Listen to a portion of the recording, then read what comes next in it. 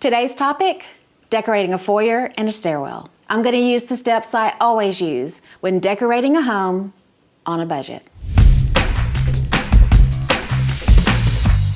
On to the process. First, determine the purpose of the room. A foyer and a stairwell have a predetermined purpose each. One is for entry and exit into the home. The other is to get you from one floor to the other. But also, the landing areas or foyer area are used to hold things like coats, walking sticks, umbrellas, suitcases when people are coming in. It really needs to be very functional. And yet, I can't put a lot of things in there because it's a very small area. So know the purpose of the room before you get started.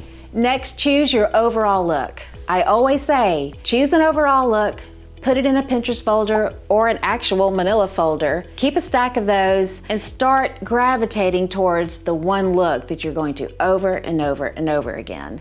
You would be very surprised to know that there are a lot of decorating options in foyers and in stairwells. Next, choose your fabrics.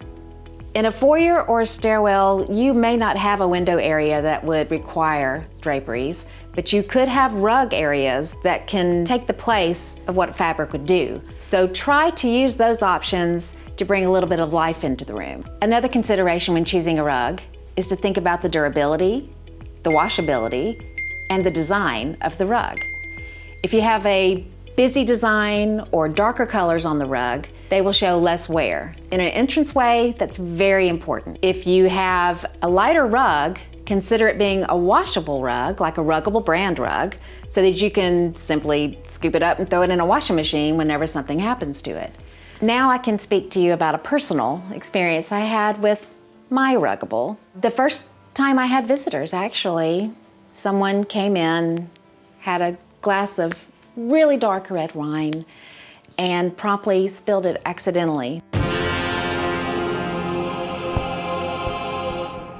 Spilled the entire glass on the rug.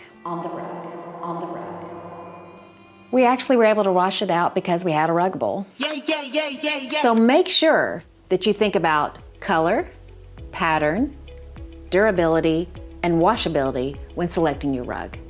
Next in the process, choosing your hard surfaces.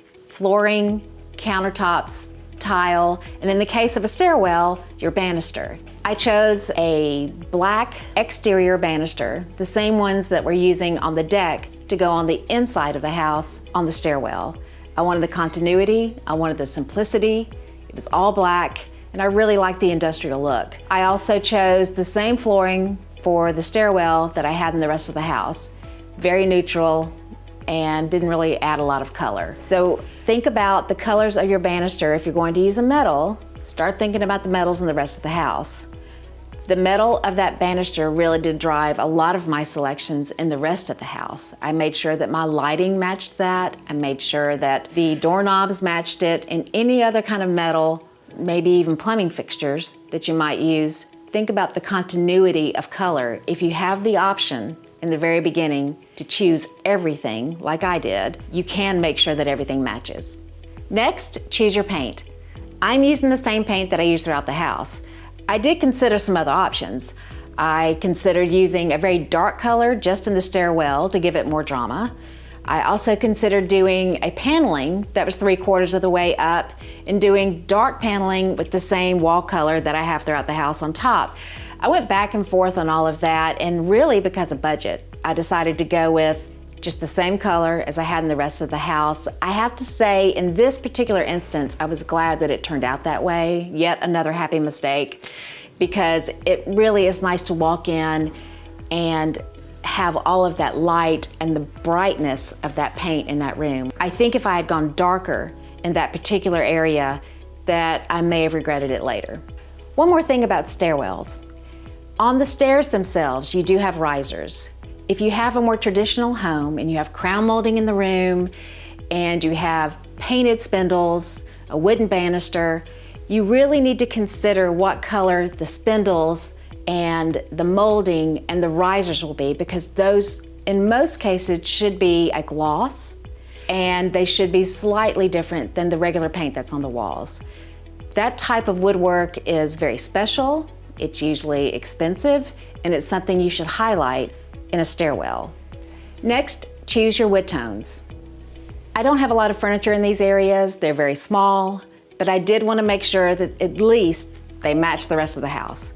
So I have the same wood tones that I've used on my cabinetry downstairs, and I have some black furniture that's in there, which kind of goes with the metals in the room and with the banister.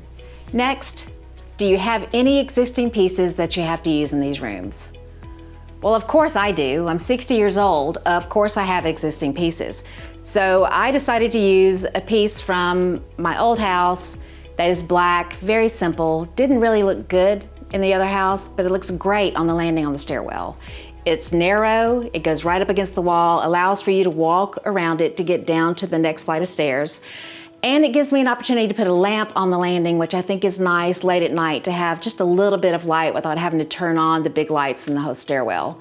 So look at all of your existing pieces and see if you can use them. More than likely, they're going to be smaller pieces because foyers and stairwells aren't very big, and you can just put a nice little table in a corner or a bench.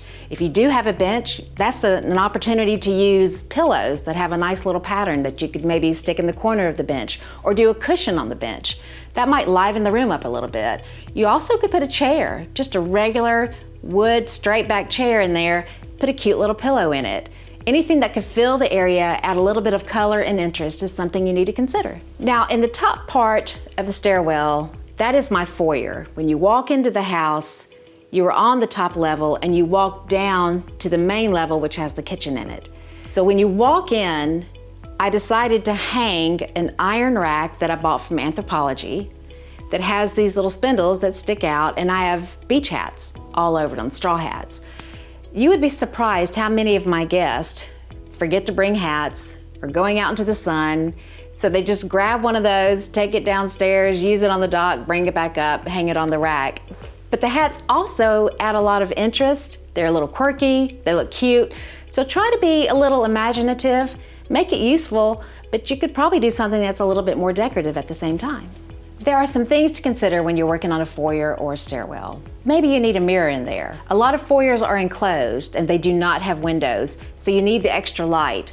A mirror will help you reflect the light from your light fixtures and just bring a little bit of movement and brightness to the room.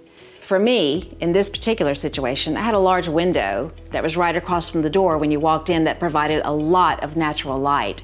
I didn't need a lamp in there. I didn't need a mirror in there. I just needed to make sure I did not obstruct the view.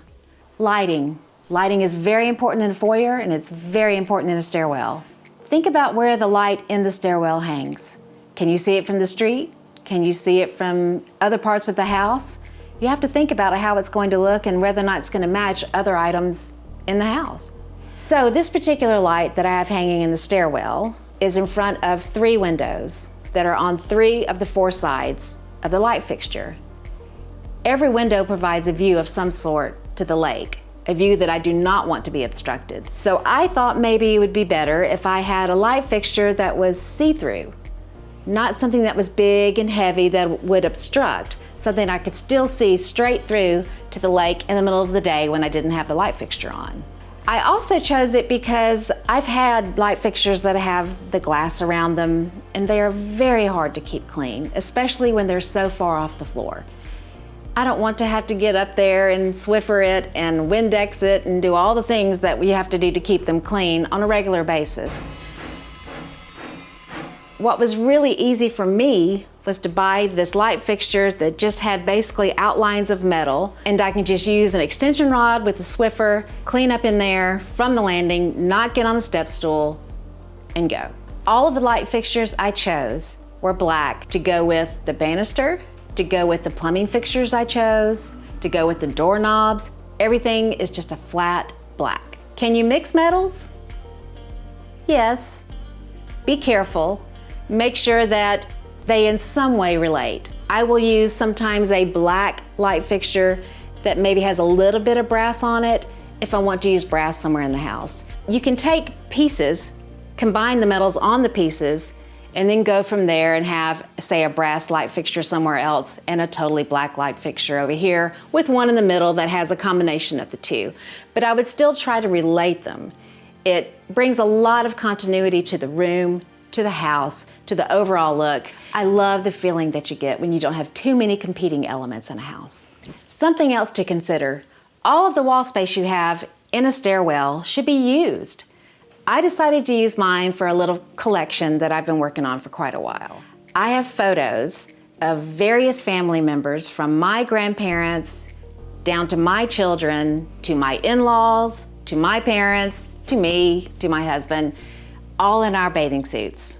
It's a lake house. I thought it would be kind of cute, and I showcased my favorite photo, which is of my grandparents when they were dating back in the late 20s, early 30s, in their wool bathing suits with their bathing caps on, and it's just really cute.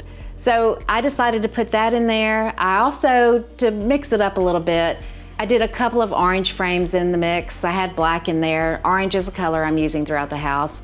Just to keep it from looking so static, I decided to pop that little bit of color in there.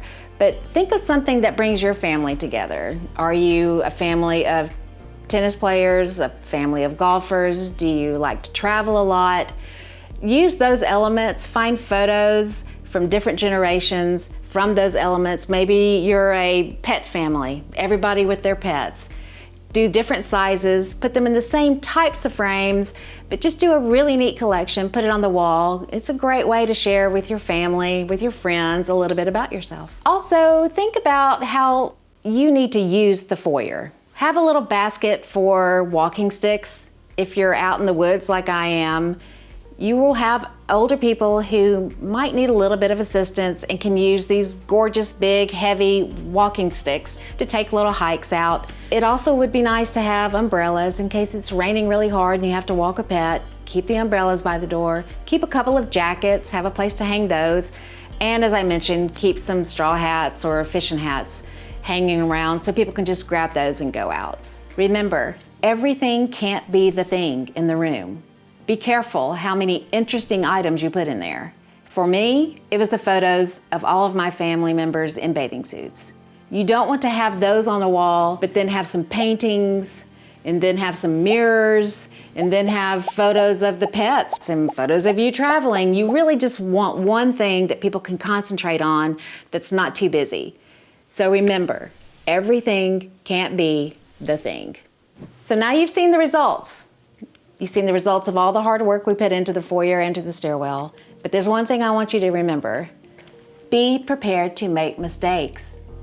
Be prepared to change your mind. You can change your mind. It's okay. I changed my mind several times during the course of decorating the foyer and decorating the stairwell.